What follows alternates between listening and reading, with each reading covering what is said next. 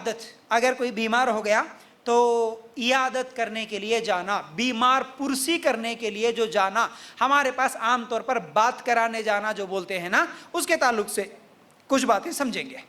अल्लाह के रसूल सल्लल्लाहु अलैहि वसल्लम ने फरमाया, सही बुखारी की रिवायत है, एक मुसलमान के दूसरे मुसलमान पर 5 हक है। वो क्या है?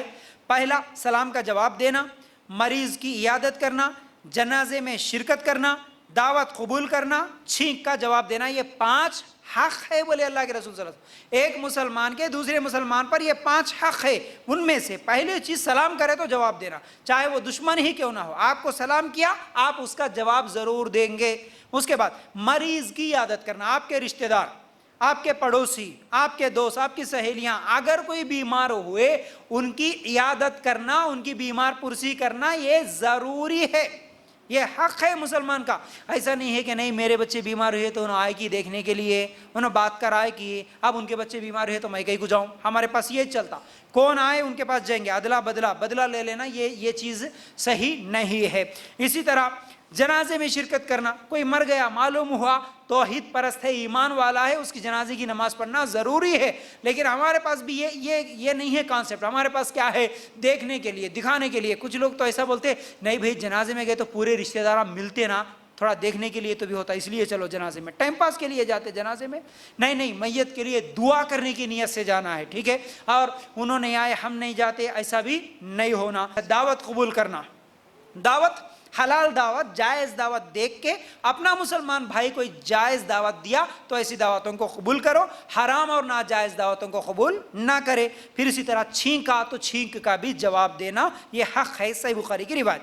अब इसकी फजीलत क्या है? तिरमिज़ी की रिवायत है, अल्लाह के रसूल सल्लल्लाहु अलैहि वसल्लम ने फरमाया, जो सुबह के वक़्त मरीज़ की इयादत के लिए जाता है तो शाम तक उसके लिए 70,000 फरिश्ते मग़फ़िरत की दुआ करते हैं। ये फजीलत है। सुबह के वक़्त अगर तुम इयादत के लिए गए, बीमार पुरसी के लिए गए, शाम तक 70,000 फरिश्ते तुम्हारे लिए दुआ करेंगे।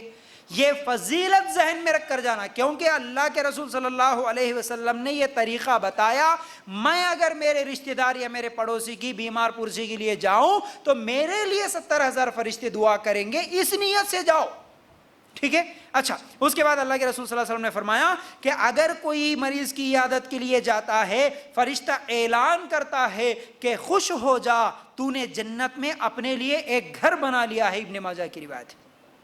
मरीज की इयादत करना जन्नत में अपने लिए एक घर बनाने के बराबर है।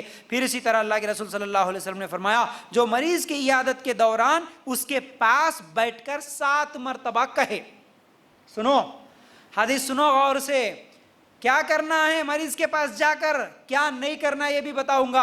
अल्लाह के रसूल सल्लल्लाहु अलैहि वसल्लम ने फरमाया, मरीज की इयादत के लिए गए, उसके करीब बैठकर 7 मरतबा ये कहे, अस्अलुल्लाहल अज़ीमा रब्बल अर्शिल अज़ीमी अन यशफीक।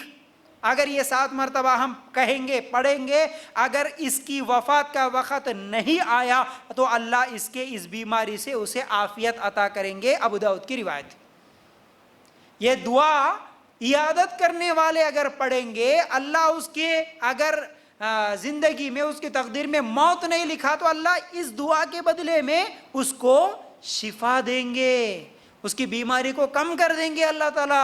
लेकिन ये दुआ कितने लोगों को आती है, कितने लोग पढ़ते हैं, ठीक है। फिर इसी तरह अल्लाह के रसूल सल्लल्लाहु अलैहि वसल्लम के पास एक मरतबा जिब्राइल अलैहिस्सलाम आए। जिब्राइल अलैहिस्सलाम आके कहने लगे, आए मोहम्मद क्या तुम बीमार हो? अल्लाह के रसूल सल्लल्लाहु अलैहि वसल्लम ने कहा कि हाँ मैं बीमार हूँ। तो जिब्राइल अलैहिस्सलाम ने इन कलिमात के साथ आप पर दम किया। दम करने का एक और हदीस, एक और दुआ आ गई, देखिए सुनिए। अल्लाह के रसूल सल्लल्लाहु अलैहि वसल्लम के पास जिब्राइल अलैहिस्सलाम आकर जिब्राइल अलैहिस्सलाम ये दुआ कर रहे, देखिए जिब्राइल अलैहिस्सलाम ने खुद हमारे नबी सल्लल्लाहु अलैहि वसल्लम पर ये दम किया।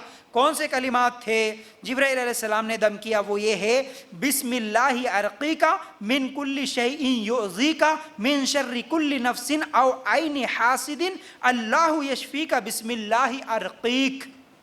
दुआ का तर्जुमा क्या है, मतलब क्या है?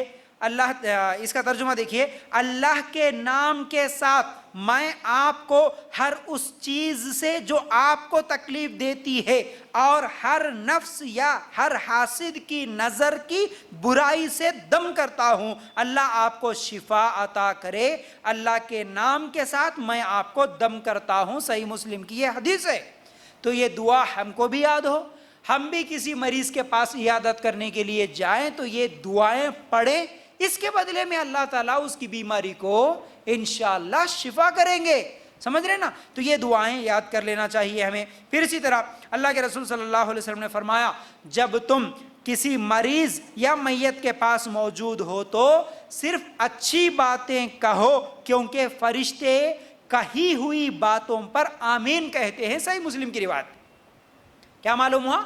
किसी मरीज के पास और किसी जनाजे में अगर गए तो क्या करना? बोलना है तो सिर्फ अच्छी बातें बोलना, बुरी बातें नहीं बोलना। फिर इसी तरह एक और भी याद रखो हदीस, अल्लाह के रसूल सल्लल्लाहु अलैहि वसल्लम ने फरमाया, किसी की इयादत के लिए जाते तो, यानी अल्लाह के रसूल सल्लल्लाहु अलैहि वसल्लम किसी की इयादत के लिए जाते तो कहते, क्या कहते? ला बासा तहूरुन इंशाअल्लाह, कोई हरज नहीं, ये बीमारी इंशाअल्लाह तुझे गुनाहों से पाक करने वाली है। सही बुखारी की रिवायत है। यानी अल्लाह के रसूल सल्लल्लाहु अलैहि वसल्लम भी किसी मरीज के पास जाते तो ये बोलते, इंशाअल्लाह ये बीमारी जो आई इसके बदले अल्लाह ताला तेरे गुनाहों को माफ करेगा, बोल के इस तरह उसको तसल्ली देते, सबर की तलकीन करते।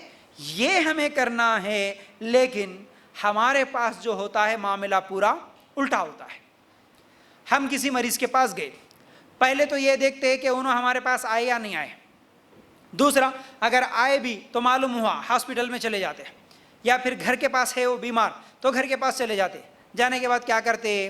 सबसे पहले, यानी बहुत सारी चीज़ें हैं इसमें, लेकिन अलग अलग लोग अलग अलग अंदाज से ये जो अमाल करते हैं ये बिल्कुल गलत है। असल में करना ये है कि वो मरीज को हम तसल्ली देना, उसके लिए दुआएं करना। पहली चीज़ तो ये, पहले तसल्ली ये देना, देखो भाई अल्लाह ताला बीमारियों को देने वाला, अल्लाह ताला ही बीमारियों को शिफा करने वाला है, आप सब्र कीजिए, इंशाअल्लाह आपकी बीमारी अल्लाह ताला शिफा करेगा।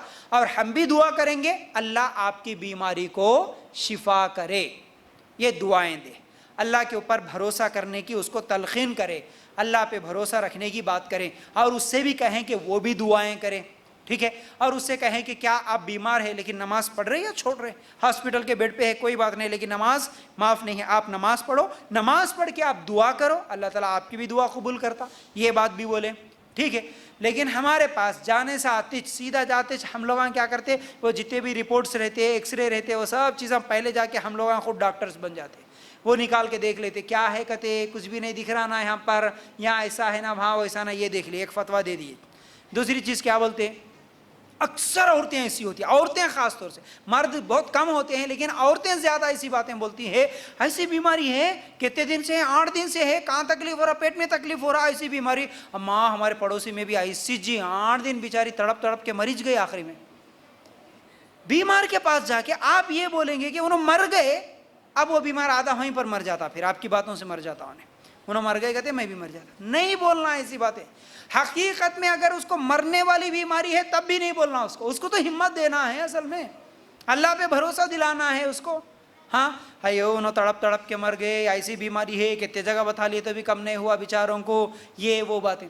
और कुछ लोग तो ऐसे होते हैं, कौन, जो ससुराली रिश्ते जो होते हैं ना, मायके वाले और ससुराली जो जितने भी रिश्ते होते हैं, वो नंदे भाना भाया जो भी होते हैं, इनकी बहनें उनकी बहनें, यानी शोहर की बहनें हो या फिर बीवी की जो औरत है दुल्हन है उसकी बहनें, अगर कभी इसकी सास या उसकी सास बीमार हो जाती है तो वहाँ पर चले जाते हैं। तो कुछ लोग होते हैं जो इनडायरेक्ट बातें बोलते हैं, अल्लाह ये उम्र में तो कितने आदमियों को उठा लिया, इन्हों अभी जिंदा है बोले, ऐसा मतलब इनको भी जल्दी मौत आना बोल के। हाँ ये उम्र में भी देखो बीपी शुगर सब रख ले के अच्छे है अभी तक इन्हों। हाँ ऐसी बातें नहीं बोलना, समझ रहे ना।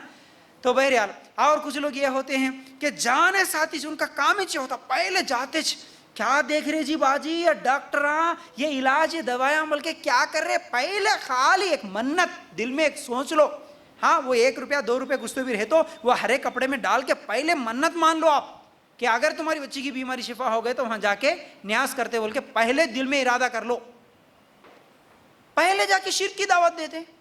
कुछ लोग तो साथ में लेके जाते हैं वो जेब में काले धागे, पहले ये बांधो।